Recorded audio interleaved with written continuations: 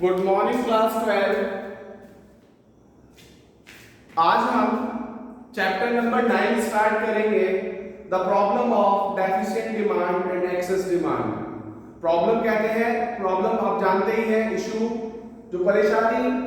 जो problem of deficient का मतलब होता है जब डिमांड कम हो जाती है, that is known as deficient demand. And excess demand होता है जब हमारी डिमांड प्लांट डिमांड से ज्यादा हो जाती है। तो उसकी वजह से क्या क्या प्रॉब्लम्स फेस करनी हो सकती है इकोनॉमी में, आज हम उनको डिस्कस करेंगे। Before studying deficient demand and excess demand, there are certain concept that you need to understand. कौन कौन से कॉन्सेप्ट हैं जो आपको समझने चाहिए? एक है हमारे पास कॉन्सेप्ट ऑफ फुल एम्प्लॉयमेंट और under employment, equilibrium, voluntary and involuntary employment, and the third one is full employment and natural employment. So these are three concepts that you must understand before studying deficient demand and excess demand. तो पहले हम बात करेंगे full employment at equilibrium and under employment equilibrium. Equilibrium is struck when AD is equals to AS. Equilibrium कब होता है? मैंने आपको बताया था कि जब एग्रीगेट डिमांड एग्रीगेट सप्लाई के बराबर हो जाती है, when the both things are same, यानी कि डिमांड और सप्लाई इक्वल होती है, उस सिचुएशन को हम इक्विलिब्रियम की सिचुएशन कहते हैं। इसका मतलब क्या है? जो सप्लाई होती है वो किसके इक्वल हो जाती है? इनकम के इक्वल हो जाती है। It need not necessarily correspond to the situation of full employment when resources are fully utilised. इसका मतलब क्या है कि ये जरूरी नहीं है कि अगर हम अपने रिसोर्सेज को फुली यूटिलाइज कर रहे हैं then we are able to provide full employment in the economy. Aggregate demand and aggregate supply may be equal even when resources are not fully utilised और व्हेन देयर इज अनएम्प्लॉयमेंट। ऐसा हो सकता है कि aggregate demand और aggregate supply बराबर हो, यानी इक्विलिब्रियम हो, लेकिन we are not able to utilise our resources properly और we are not able to provide employment. That means there may be a problem of unemployment at the situation where aggregate demand is equals to aggregate supply. Here is an illustration. Let us assume that fully utilization of the resources leads to output worth 10 billion US dollars during an accounting year, but the producer may plan output and the household may plan expenditure on output worth rupees 88 billion dollars. We are planning for production of 10 billion dollars, but the consumption is for 8 billion dollars. So there is a margin of 2 million dollars. So that resources worth 2 billion dollar of output remains utilized. यानी कि उससे क्या होगा? हमारा जो demand नहीं होगी उसके लिए तो इन्वेंट्री जनरेट हो जाएगी, वो अनयूटिलाइज्ड रिसोर्स के फॉर्म में इकट्ठे हो जाएंगे। तो अब आगे हम इसको देखते हैं। Simply because planned output and unplanned expenditure on output are equal, thus we can think of two possible situations on equilibrium: full employment equilibrium and underemployment equilibrium. So full employment equilibrium is struck when aggregate demand is equals to aggregate supply is equals to planned aggregate demand along with fully utilization of the resources. इसे हम क्या कहते हैं? Full employment equilibrium कहते हैं, जहां पर हमारे पास जो एग्रीगेट सप्लाई होती है वो प्लांट डिमांड प्लांट एडी के बराबर होती है और यहां पर हमारे पास फुल यूटिलाइजेशन ऑफ रिसोर्सेज होता है। फुल यूटिलाइजेशन ऑफ रिसोर्सेज होता है। तो यहां पर आपको ध्यान रखना है, एग्रीगेट डिमांड यहां पर aggregate supply plant aggregate demand के इक्वल होता है and you are using fully your resources, you are utilising your whole your resources, but this situation is called full employment equilibrium. अब उसके बाद आता है when aggregate supply is equals to plant AD along with fuller utilization of the resources with reference to the above illustration. इसे हम full employment equilibrium भी कहते हैं। अब under employment equilibrium is struck when aggregate demand is equals to plant AD but resources are still not fully utilized. That means we are not using our resources 100%. What we are doing, we are keeping inventories, we are making inventories. दूसरा होता है मेरे पास voluntary and involuntary unemployment. Voluntary unemployment refers to a situation when people choose to remain employed unemployed. Voluntary unemployment का मतलब होता है जब लोग खुद से काम करना नहीं चाहते, उसे हम वॉलेंट्री अनएम्प्लॉयमेंट कहते हैं। Even when jobs are available, जबकि लोगों के लिए काम उपलब्ध है। They may not be willing to work at all, वो काम करने के इच्छुक नहीं होते, और not willing to work at the existing wage rate, या उस रेट पर काम करना नहीं चाहते। दूसरा है इनवॉलेंट्री अनएम्प्लॉयमेंट। इनवॉलेंट्री अनएम्प्लॉयमेंट का मतलब होता है refers to the situation when some people are not getting work, यानी कि उन्हें काम मिल नहीं रहा है, even when they are willing to work at the existing wage rate, जबकि वो उस एग्जिस्टिंग वेज रेट पर काम करने के लिए तैयार है, फिर भी उन्हें काम नहीं मिल रहा है, उसे हम इनवॉलेंट्री अनएम्प्लॉयमेंट कहते हैं। Problem of unemployment refers to the problem of involuntary unemployment, not the problem of voluntary unemployment.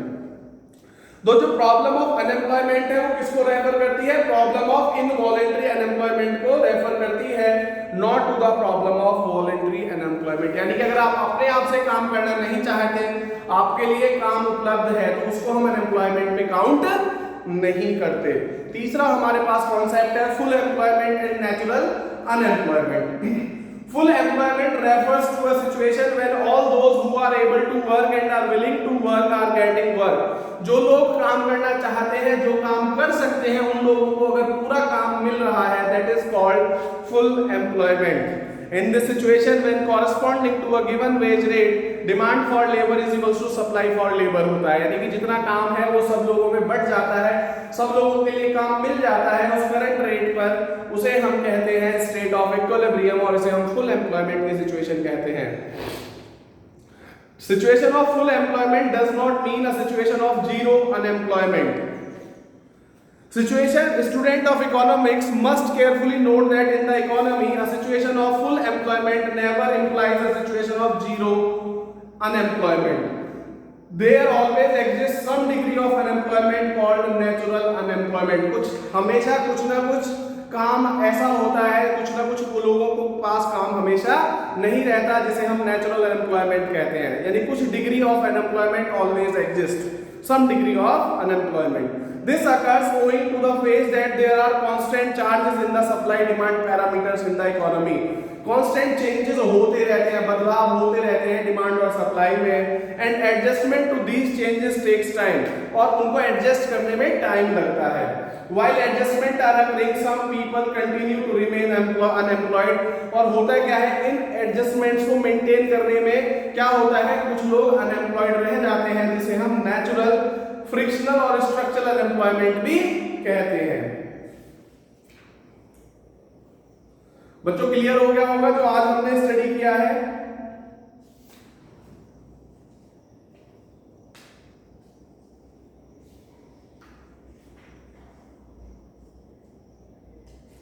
अब हम बात करेंगे बच्चों आगे, इंपॉर्टेंट है प्रॉब्लम्स ऑफ डेफिशिएंट डिमांड। बच्चों मैं आपको इस ग्राफ की हेल्प से बताऊंगा कि जो डेफिशिएंट डिमांड है वो क्या होता है।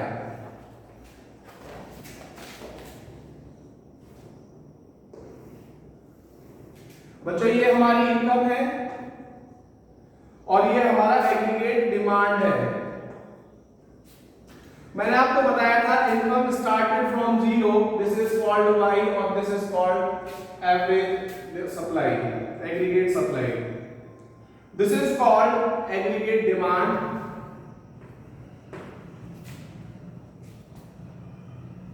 And this is A and this is B. This is our AD, that is P. This is plant aggregate demand and this is natural aggregate demand. यहाँ पर ये क्या है, हमारे पास full employment है,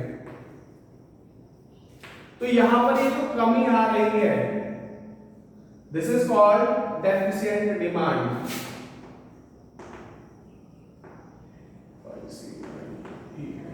डेफिशिएंट, क्लियर हो रहा है बच्चों? तो ये जो है हमारी एग्रीगेट डिमांड है, लेकिन ये जो है ये हमारी प्लांट एग्रीगेट डिमांड है। सो यहाँ पर हमारे जो रिसोर्सेज है वो फुली यूटिलाइज हो रहे हैं, लेकिन यहाँ पर जो हमारे रिसोर्सेज है वो fully utilise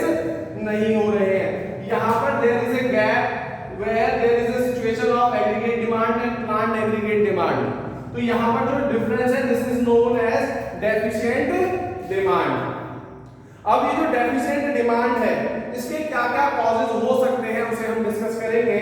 there are basically in a two sector closed economy deficiency of aggregate demands occur largely due to two factors। दो चीजों की वजह से हो सकता है reduction in private consumption expenditure, या तो जो हमारा कंजम्पशन है जो प्राइवेट कंजम्पशन है सी या तो ये कम हो जाए, ठीक है बच्चों, या दूसरा reduction in private investment expenditure या हमारा आई कम हो जाए।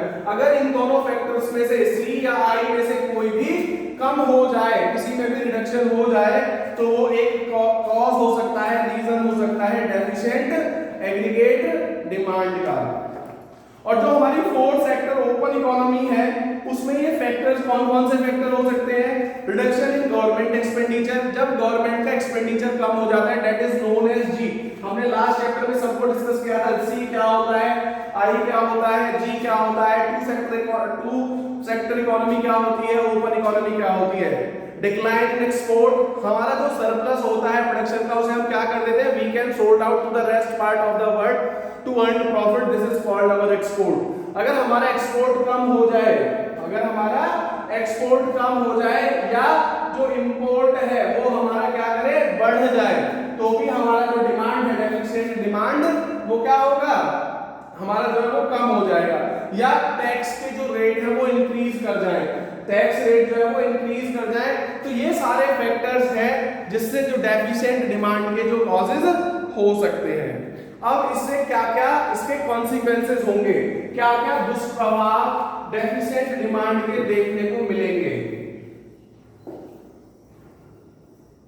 बच्चों जो डेफिशिएंट डिमांड है इसके बहुत सारे कॉन्सिक्वेंसेस हो सकते हैं। जैसे सबसे पहला है अंडर एम्प्लॉयमेंट इक्विलिब्रियम। इससे क्या होता है, अंडर एम्प्लॉयमेंट जनरेट होता है। Deficient demands to under employment equilibrium owing to the deficiency of AD, producers are not able to fully utilize their resources, यानी कि वो अपनी प्रोडक्शन कैपेसिटी को पूरा यूज नहीं कर पाते। For example they can produce up to 10 units but due to deficient demand they are producing only 6, 7 और 8 units. Plant output remains less than the potential output. इस कंडीशन में क्या होता है, जो उनका पोटेंशियल आउटपुट होता है उससे वो कम ही प्रोडक्शन कर रहे होते हैं। इससे हमारा क्या होता है, अंडर एम्प्लॉयमेंट इक्विलिब्रियम जनरेट होता है। बच्चों क्लियर हो गया? इसमें कोई प्रॉब्लम है तो आप मुझे बता सकते हैं। दूसरा होता है deflationary gap. Deficiency of demand create deflationary gap in the economy. It is a situation when lack of demand leads to deflationary pressure in the economy. Inducement to invest is hurt, यानी कि जब लोगों को proper return नहीं मिलता तो लोग क्या करते हैं, डीमोटिवेटेड हो जाते हैं और वो अपना जो इन्वेस्टमेंट है वो कम कर देते हैं। इसलिए से क्या कहते हैं, डिफ्लेशनरी गैप भी बोलते हैं। Low investment leads to low output. जब लोग इन्वेस्ट नहीं करेंगे तो उससे क्या होगा, आउटपुट भी कम होगा। इंप्लाई लो इनकम, लोगों की इनकम कम हो जाएगी and low demand once again, और इससे क्या होगा, इकोनॉमी में धीरे धीरे स्लो डाउन होता चला जाएगा। The economy start slipping into deflationary spiral और लो लेवल इक्विलिब्रियम ट्रैप।